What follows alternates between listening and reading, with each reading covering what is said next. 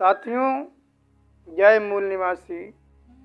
साथियों, भारत का समस्त मूल निवासी एससी, एसटी, ओबीसी और इससे धर्म परिवर्तित अल्पसंख्यक मुस्लिम, सिख, ईसाई, बौद्ध, जैन, लिंगायत और मथुआ, ये सभी मूल निवासी बहुजन समाज के लोग हैं।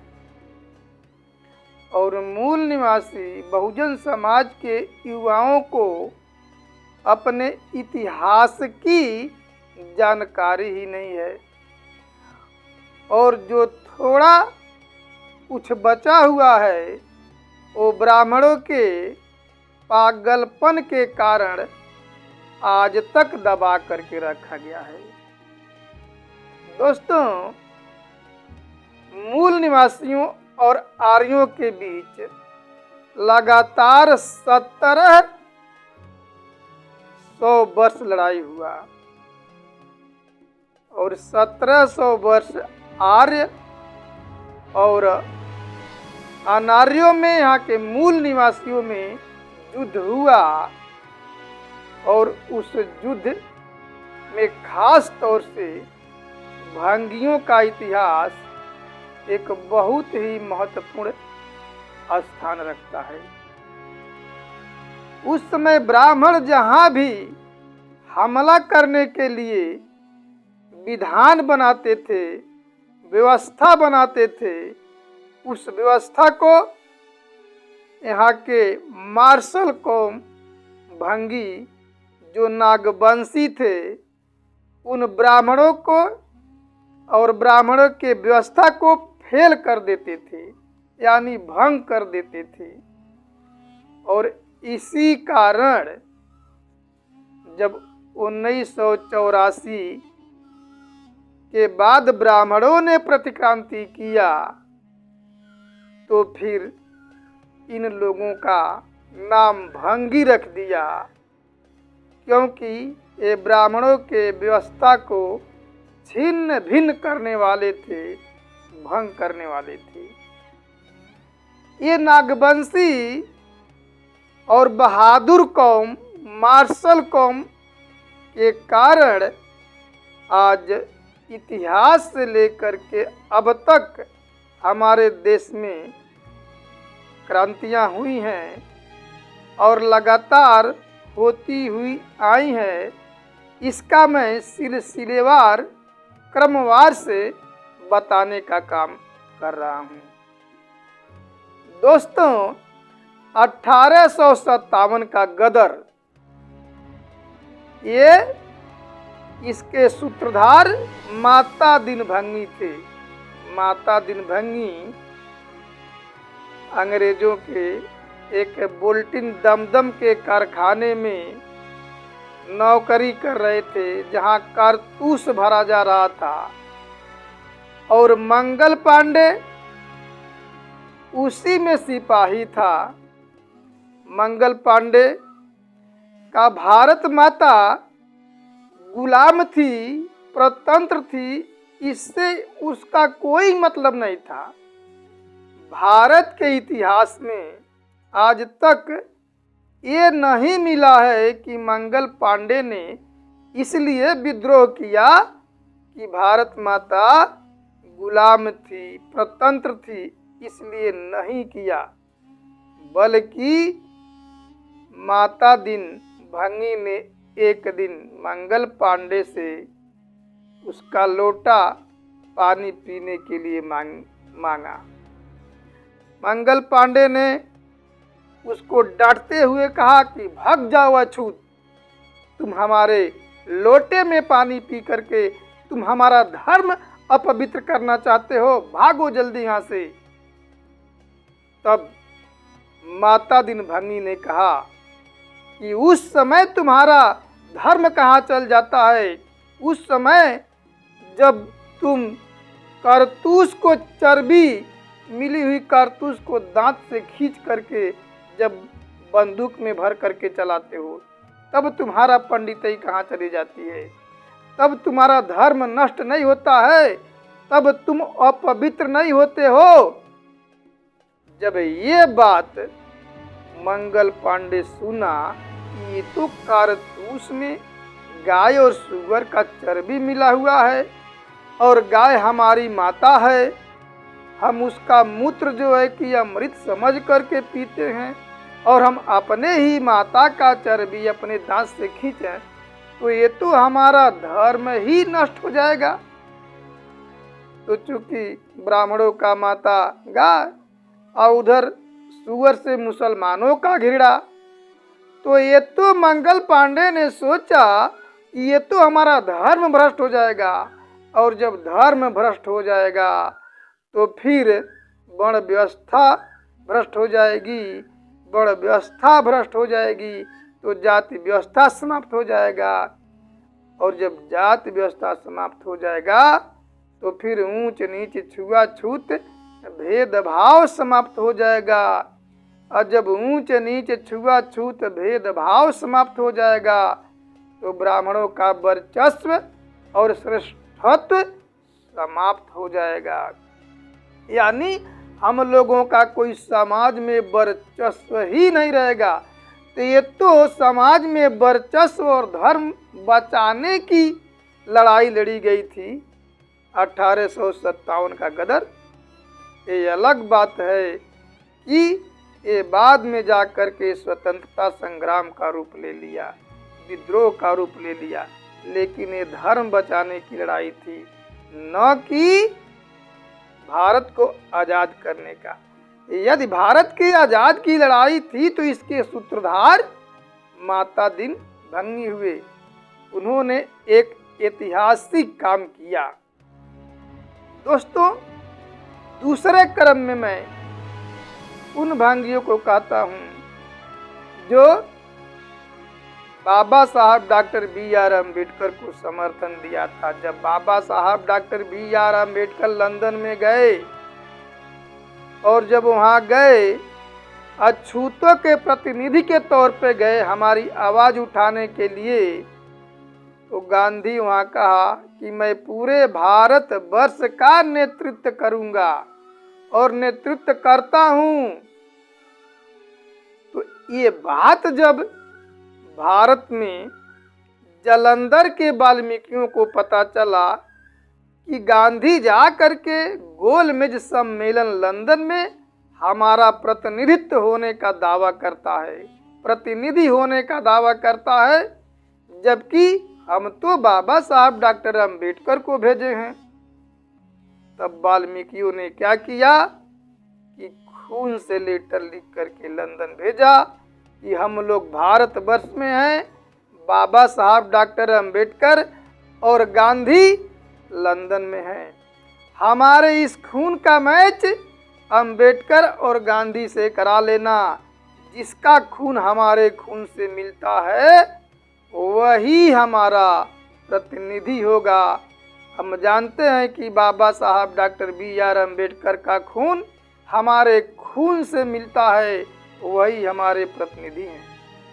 बाबा साहब डॉक्टर बी.आर. अम्बेडकर इन भांगियों की दशा देख करके, दुर्दशा देख करके द्रवित वो उठे थे, और इसीलिए उन्होंने 17 वर्ष के उम्र में ही 1918 में जब हमारे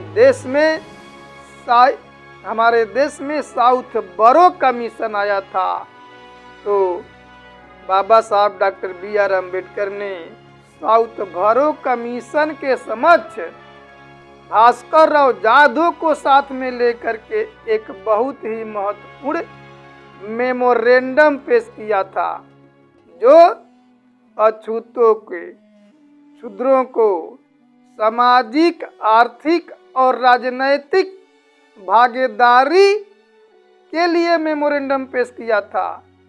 और उसी के आधार पे 1932 में 24 सितंबर 1932 को उसी के आधार पे बाबा साहब डॉक्टर बी.आर. अम्बेडकर हमको अधिकार दिला पाए। 4 अधिकार में से 2 अधिकार दिला पाए, गांधी ने 2 अधिकार छीन लिया। फिर भी बाबा साहब डॉक्टर BR अम्बेडकर ने 4 अधिकार दिलाया, 2 अधिकार दिलाया। अगर 2 ही अधिकार को ईमानदारी से लागू कर दिया जाए पूरे भारतवर्ष में, तो हमारा देश दुनिया का सबसे शक्तिशाली और विकसित देश हो जाएगा। लेकिन आज तक इन ब्राह्मणों ने वो भी 2 अधिकार को लागू नहीं किया। तो दोस्तों, यदि बाबा साहब का समर्थन नहीं भंगी किए होते तो शायद हमको ये भी अधिकार नहीं मिला होता। तीसरी बात है, भंगियों का क्रांतिकारी पहल क्या है। जब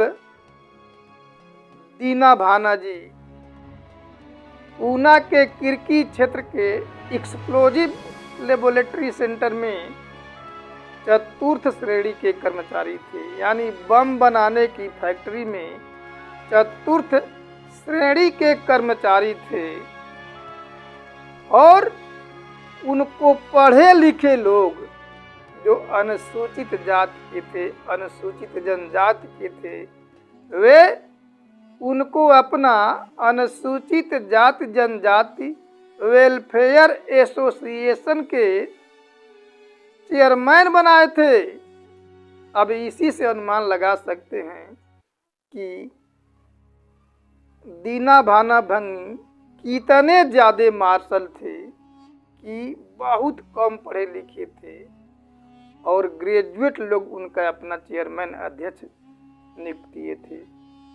तो एक बार की घटना है कि साल में छुट्टी लेने के लिए मैनेजमेंट को अधिकार है। उस कंपनी का रूल था कि साल में कौन सा छुट्टी लिया जाएगा, कौन सी छुट्टी नहीं लिया जाएगा, ये लेने के अधिकार मैनेजमेंट को था। उसी के लिए मीटिंग बैठी थी। तो उसमें क्या हुआ कि डॉक्टर अंबेडकर और बुद्ध जयंती के छुट्टी को काट करके तिलक और दशहरे की छुट्टी को ले लिया। उस प्रस्ताव पे दीना भाना जी दस्तखत नहीं किए, हस्ताक्षर नहीं किए, दबाव बनाने के बाद भी नहीं किए। जब कारण पूछा गया तो कहे कि तुम लोगों ने अपने महापुरुषों की छुट्टी ले लिया है, लेकिन हमारे महापुरुषों का छुट्टी नहीं दिया है, इसलिए मैं इस तेरे प्रस्ताव पे साइन करने वाला नहीं हूँ। जिसका परिणाम हुआ कि दीना भाना जी को नौकरी से निकाल दिया गया। बाद में मानवर कांशीराम साहब जी ने साथ दिया, तो मानवर कांशीराम साहब जी को भी नौकरी से निकाल दिया गया। तो दोस्तों, मानवर कांशीराम साहब जी ने सोचा कि जब हम पढ़े लिखे लोगों के साथ ऐसा हो रहा है, नौकरी पेशा वालों के साथ ऐसा हो रहा है, तो दूर गांव में जो लोग अनपढ़ हैं, गंवार हैं, दबे कुचले हैं, उनके साथ क्या होता होगा। हमें नौकरी नहीं करना है, बल्कि हमें उन मूल निवासियों को जो सोए हुए हैं उनको क्रांतिकारी बनाना है और मिला करके व्यवस्था परिवर्तन की लड़ाई लड़ना है। इस ब्राह्मणवादी मनवादी व्यवस्था को ही बदल देना है। तो इन लोगों ने 6 दिसंबर 1978 को बामसेफ का निर्माण किया। DK खापर्डे साहब जी, दीना भाना और कांशीराम साहब जी ने मिल करके बामसेफ का निर्माण किया। और आज बामसेफ पूरे विश्व में 55 देशों में है और भारत के अलावा 55 देशों में है। भारत में 31 राज्यों में है, 567 जिलों में है और 4000 तहसीलों में है, 20,000 ब्लॉकों में और 3 लाख गांवों में संगठन का जाल बामसेफ बैठा चुका है। अब सोचिए साथियों, अगर माता दिन भंगी नहीं रहते तो शायद 1857 का गदर नहीं होता। दूसरी, यदि वाल्मीकियों ने जालंधर का बाबा साहब डॉक्टर BR अम्बेडकर को खून से लेटर लिख करके लंदन नहीं दिए होते तो शायद बाबा साहब डॉक्टर BR अम्बेडकर को भी अंग्रेज प्रतिनिधि नहीं मानती अछूतों का, अशुद्धों का। तो शायद आज जो हमको थोड़ा बहुत अधिकार मिल रहा है आरक्षण, वो भी आज मिलता नहीं। नौकरी करने का अधिकार, पढ़ाई लिखाई करने का अधिकार नहीं मिलता। ये भंगियों लोगों की मेहरबानी है। और यदि दीना भाना जी नहीं रहते तो आज विश्व का सबसे बड़ा संगठन बामसेफ नहीं रहता और मूल निवासी बहुजन समाज के आज़ादी की लड़ाई का आवाज कोई उठाने वाला ही नहीं होता। आज बामसेफ का दिन है कि आज बहुजनों के अंदर जोश पैदा किया जा रहा है, उनके आज़ादी की लड़ाई का आंदोलन लड़ा जा रहा है, उनमें विद्वान लोगों को तैयार किया जा रहा है। ये बामसेफ मदर ऑर्गेनाइजेशन है। वो अपने छोटे छोटे अपने शाखाएं तैयार कर लिया है, कई 55-56 शाखाएं भी तैयार है। ये बामसेफ की देन है और ये भंगियों को सहयोग जाता है, भंगियों को श्रेय जाता है। हमारे देश में क्रांति लाने का श्रेय भंगियों को जाता है। बेशक आज उनको समाज हाशिए पे रखा हो, लेकिन वो क्रांतिकारी कौम है। आज तक इतिहास में देख लीजिए, शुरू से अब तक देख लीजिए, ये लोग दबने वाले नहीं हैं और आज भी नहीं दबते हैं। लेकिन इनकी इसी रुख को देखते हुए ब्राह्मण ने सोचा कि भंगियों को तो दबाना मुश्किल है, इसलिए लाइए इनका ब्राह्मणीकरण कर दिया जाए। पंजाब में सबसे ज्यादा भंगी हैं। वहाँ एक अभिचंद शर्मा नाम का ब्राह्मण, वही सबसे पहले भंगियों को वाल्मीकि कहा। यानी वाल्मीकि बन करके भंगी का पहचान ये लोग अपने आप को मिटा दें। भंगी एक गौरवशाली शब्द है कि विरोधियों का व्यवस्था को भंग करना भंगी का काम है, लेकिन वे लोग इनका ब्राह्मणीकरण करने के लिए वाल्मीकि नाम दे दिया, जबकि वाल्मीकि कोई भंगी नहीं था। अरे वो खुद वाल्मीकि रामायण में लिख करके रखा है। वो राम से कहता है, रघुनंदन से कहता है, रघुनंदन मैं प्रचेता का 10वां पुत्र हूँ। और प्रचेता वो ब्रह्मा का बेटा है, यानी वो ब्रह्मा का नाती हुआ वाल्मीकि। यदि वाल्मीकि के हाथ में कलम और किताब है तो भंगियों के हाथ में आज क्यों झाड़ू और पंजा है? इनके हाथ में भी तो कलम और किताब होना चाहिए। दोस्तों, आज कोई भंगी को भंगी कह देता है तो शायद भंगी भाई को गुस्सा होता होगा, लेकिन यदि वाल्मीकि कह दिया जाए तो खुश रहते हैं। अरे आपके इतिहास को मिटाया जा रहा है, आपके विरासत को मिटाया जा रहा है, आपके पहचान को मिटाया जा रहा है। और आपके विरासत आपकी पूंजी होती है और पूंजी ही आपकी ताकत होती है। आप लोग भंगी हैं और भंगी में जो है कि कोई बुराई नहीं है, ये अनुसूचित जाति का मार्शल कौम है। आपको आक्रोश को शांत करने के लिए, या आक्रोशित न हो, शांत रहें, इनको बुरा न लगे, आपका ब्राह्मणीकरण किया जा रहा है। ब्राह्मणीकरण होने के कारण आपको वाल्मीकि शब्द जोड़ा गया है, ब्राह्मणीकरण किया गया है। साथियों, अब सोचने वाली बात है कि एक राष्ट्रीय बॉक्सर चैंपियन कमल किशोर वाल्मीकि, उसको कानपुर नगर निगम में ठेकेदारी में मजदूरी का काम करता है, दिहाड़ी का काम करता है, और राष्ट्रीय स्तर का बॉक्सर चैंपियन रह चुका है। आज वो वाल्मीकि नहीं रहता तो शायद वह राष्ट्रीय बॉक्सर चैंपियन का कोच रहता,